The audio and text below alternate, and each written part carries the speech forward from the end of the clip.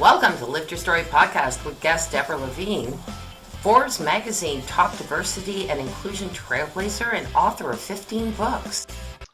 Hello, everyone. I am that guy. I am Roy Miller from Dallas, Texas. Welcome to our Lift Your Story podcast. Today we have with us Deborah Levine. She is a Forbes magazine top diversity and inclusion trailblazer. She's the author of 15 books and editor of the American Diversity Report. Welcome, Deborah. Thank you so much. It's a pleasure to be here. Great. So now you were telling me before that you were a fourth generation. I am a member of the only Jewish family to have lived for 4 generations on the Island of Bermuda. Wow.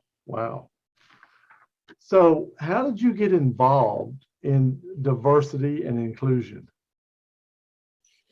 It's a good question because in some ways I think I was born into it.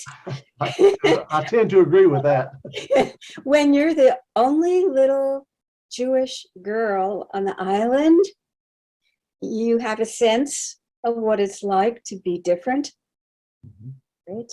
And it's been part of my journey ever since.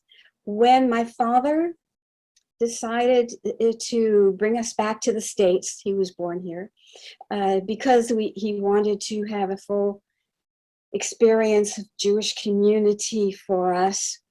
I had to make the move from the 24 square miles of Bermuda to New York, Long Island.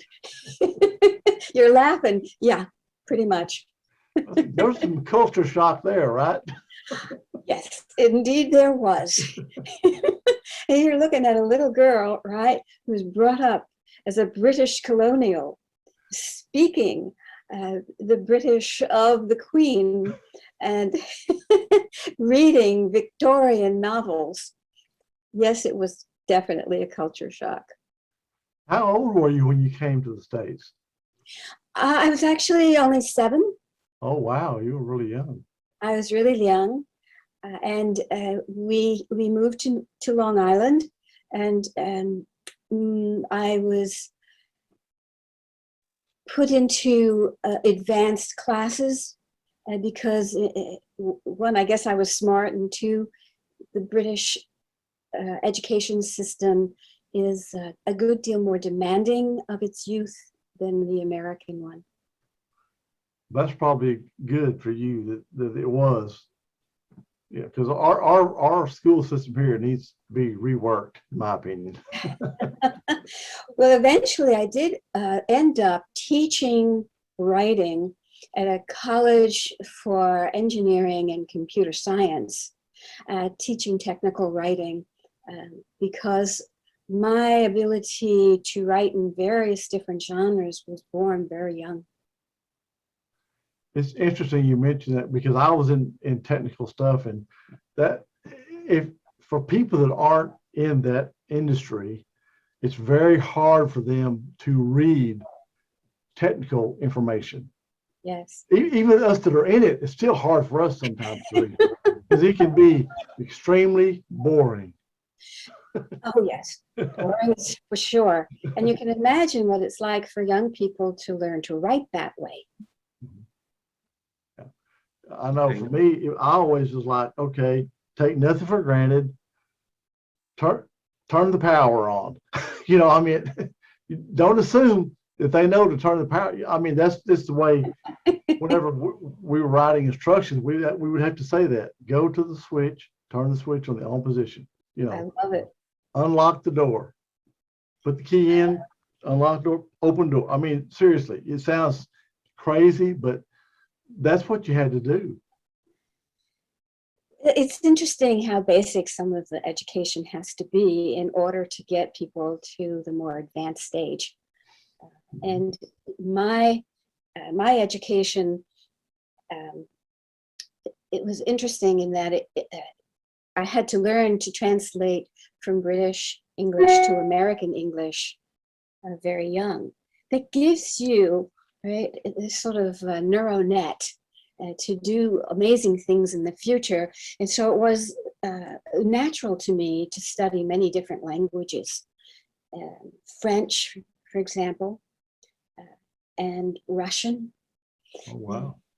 Здравствуйте, and Hebrew, of course, so that by the time I went into college, I knew quite a bit more than maybe most of my classmates did.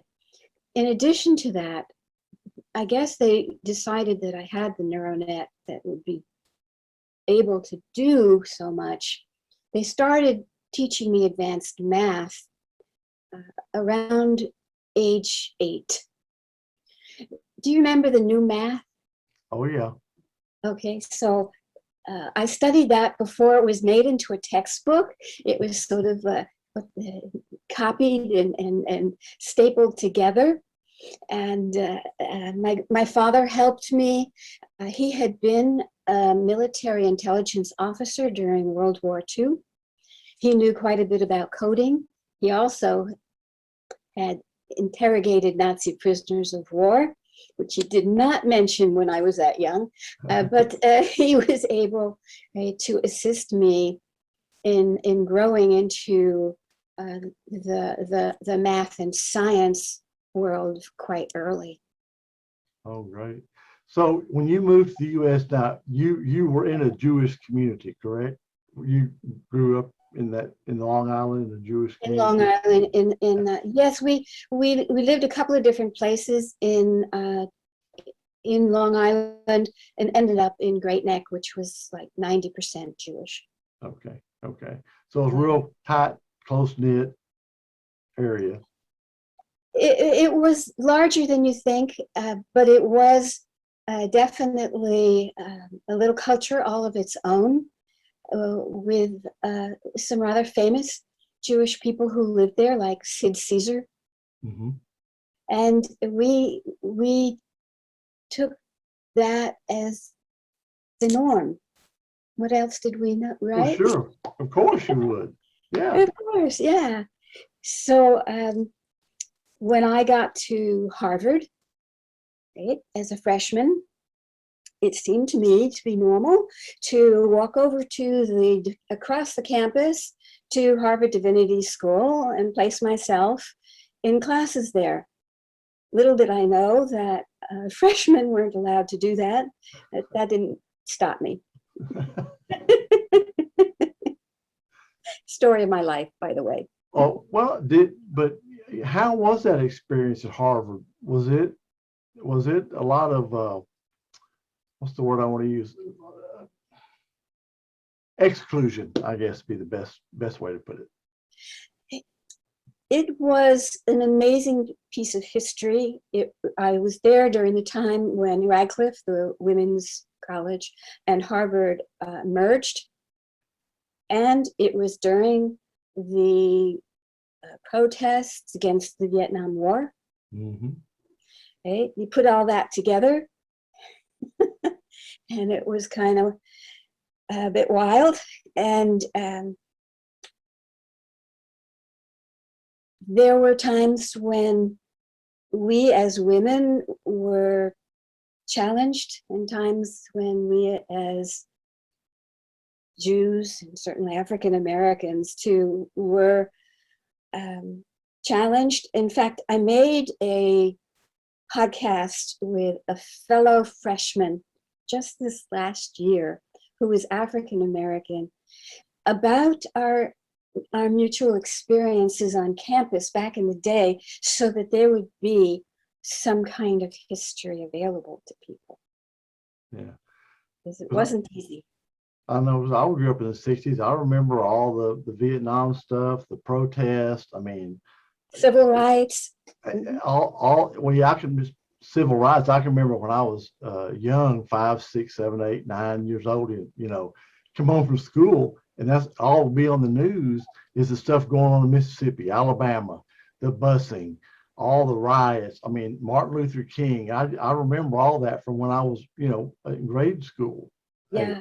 Then it got into the 60s where you were more into the Vietnam, the protests, the the hippies, I mean, all that. And you talk about my mother. I remember one time she was saying, I feel so sorry for you kids, the world you're growing up in. Of course, we're thinking, what is great? What do you mean? Uh, but now then, I'm saying the same thing to my grandkids.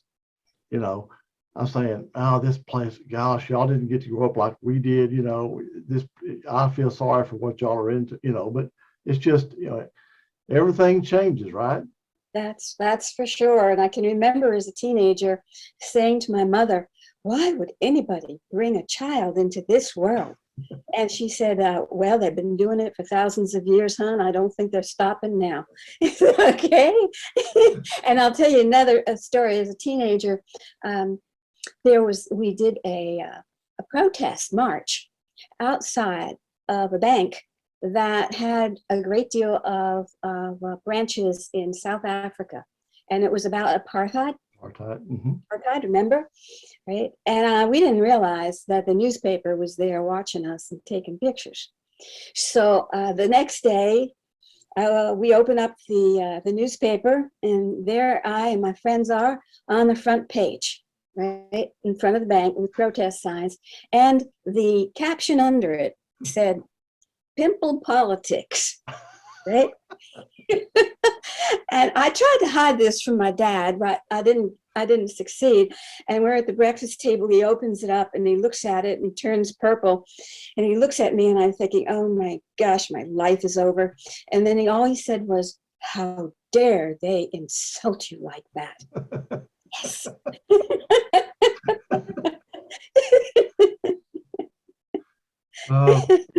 Those were different times, not anything compared to what it is now, but for the time, that was really, really something. It was, and it really solidified in my mind activism as part of who I was, would always be. I joined the first Women's Liberation March in 1970 down Fifth Avenue in Manhattan. Why not? If not me, then who? If not then when? Yeah, right. Exactly. And I keep on going. So in your experience, what has improved from that 1970 to today, in your opinion? Well, there's certainly more women in elected offices, although not as many as they could be and should be and hopefully will be. There are a few women CEOs. The issue of equity in terms of salary, it has gotten a lot of publicity. It's been corrected for some. Mm-hmm. Hopefully it will be for more. But there's certainly a lot more to be done in terms of giving women a voice. And I'm waiting for a woman president someday. Oh, I think it's going to happen. There's no doubt. So there should be. Yeah. Hundreds of years and not one? Yeah. But then again, do they really want all that aggravation? I was actually asked to run for office back when I was in Chicago, when I attended an open session for legislators and asked a few very pointed questions. A gentleman came up to me and said, how about you run for Senate? And I said, I've got a 2-year-old. I don't think so. Well, it turns out that gentleman was eventually the campaign manager for Barack Obama. Oh, yeah. And I mentioned this to some people and I said, should I have said yes?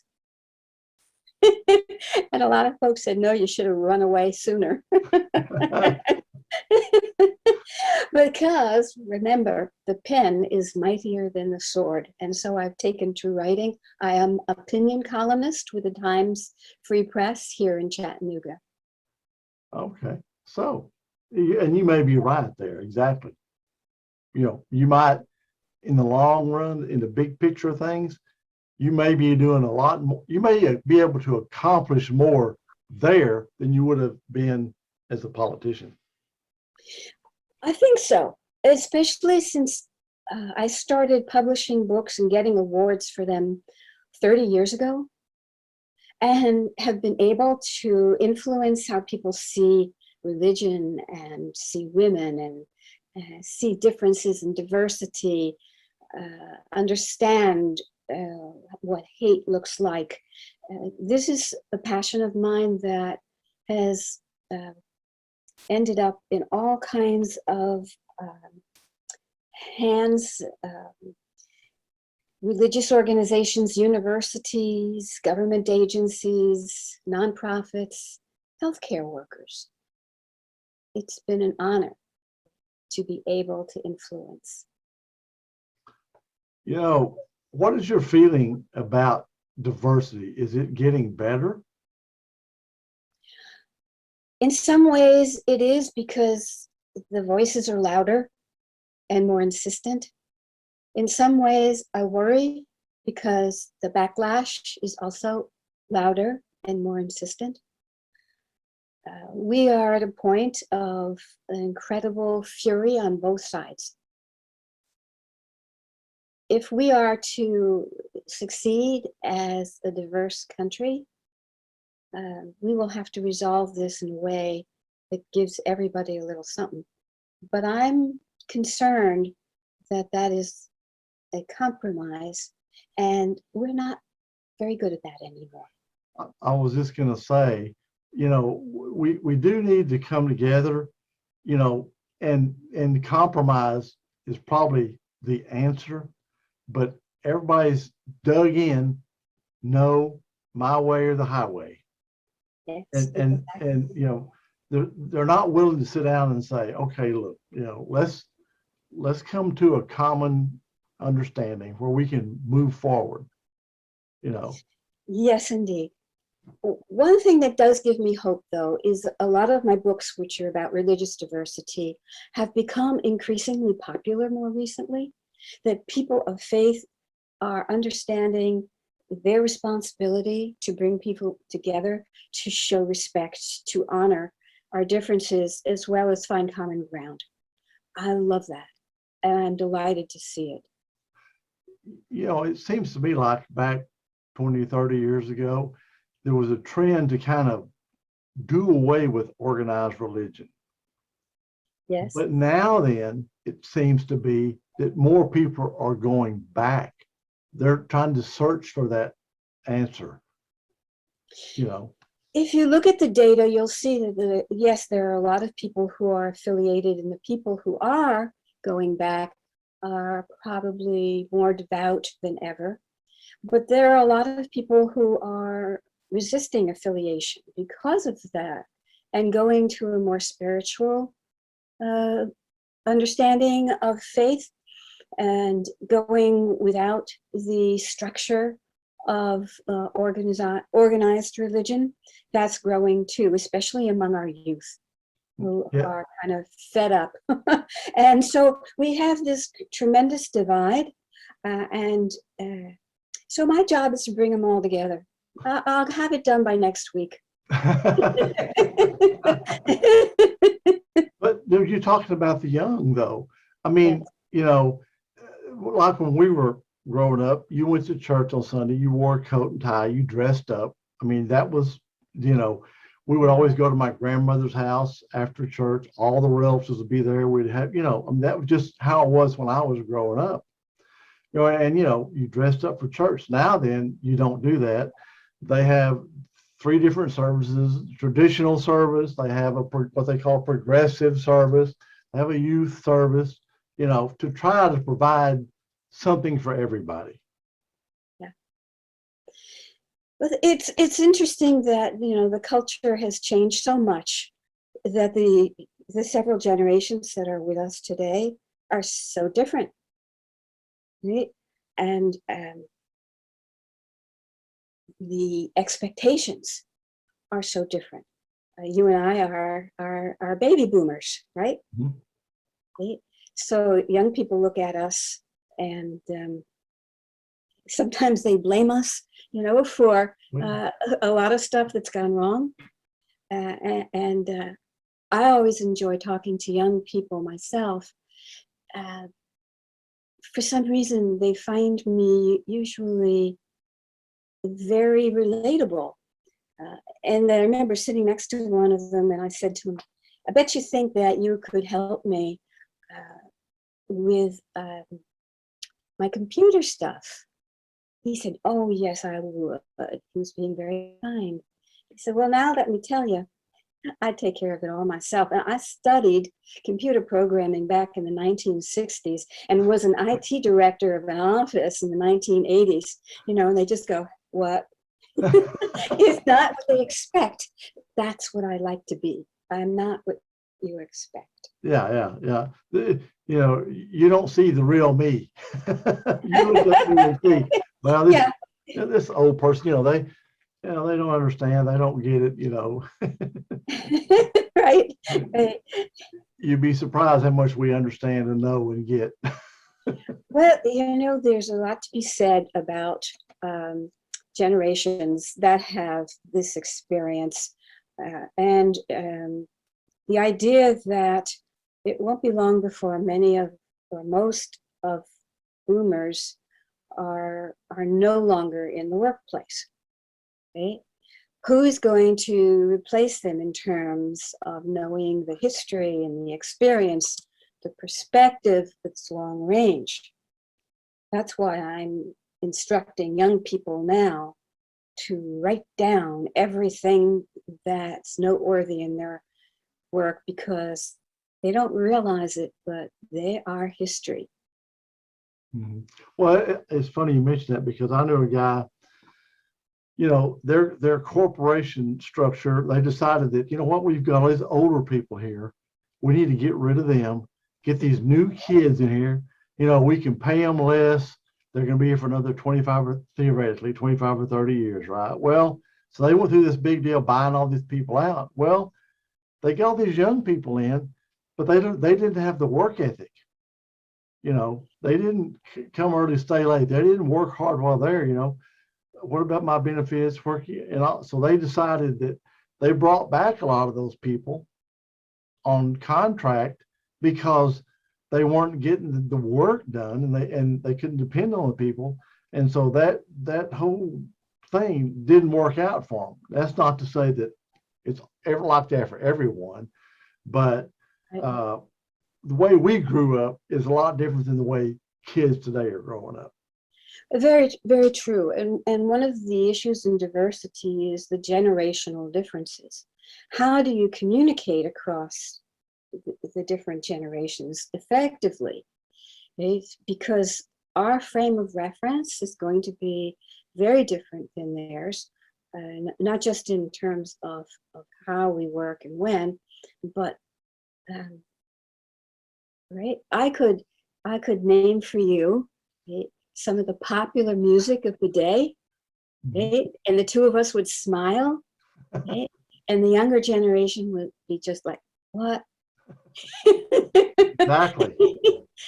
So the icons, the memories, are very different, and it's not an easy thing to cross those cultural boundaries, but that's what we have to do.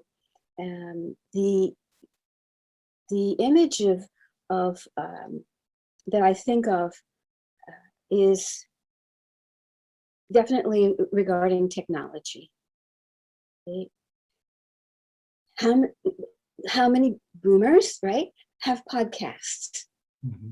We should have more, because we can add to the conversation, right? And people are looking at podcasts now more than they're looking at newspapers. Yep, you are. And I did some research one time on YouTube, and there were more seniors on YouTube than there were anybody else. And that just blew me away. I didn't know that. Yeah, I can't remember the numbers, but it was crazy how the statistics were. But I'm thinking, okay, well, maybe that's because we're retired, we have more time. I don't know, but it was just strange. I thought, I can't believe that many seniors are on YouTube, but there was a lot. Wow. Go figure. But one of my sons one time told me, he says, Dad, you've got to get out of the 60s, because the music and stuff, Yes. and I'd say, but that's the best music was back then. And I said, but what you don't understand is I can hear a song and I know exactly where me and your mom were, what we were doing when I heard that song. Yes. Right. Well, music has the ability to sort of embed itself in our minds and create sort of a network of memories. And doing so, it has an almost instant effect. That's why I use music quite a bit in my diversity training classes. Right? So I'll go around the room and tell everybody, give them all, say, an index card, write down, right, your favorite music, right? And let everybody introduce themselves with their name and that music. And it's amazing to see what people come up with. Right? And they don't hesitate. They're there, they resonate to it. It also introduces them in many ways beyond what your name can do. Sometimes, I remember once, I should add this, that once upon a time, I was a dancer, okay? I had a dance studio and I taught classical ballet to the deaf and to the blind, because the combination of music and dance has such power. And of course, I had to adjust for the disabilities that I was dealing with. So then when I came to do diversity, one time I was asked, in addition to speaking, would I teach a Jewish dance to the group, and it was a Christian group, to the group so they could experience what it was like. And so I taught an old Yiddish style circle dance to the group and had them hum along with the music. They loved it. And it was every generation, because they could all resonate to it. And I don't think they'll ever forget it, especially since they put me on the cover of their magazine going like this.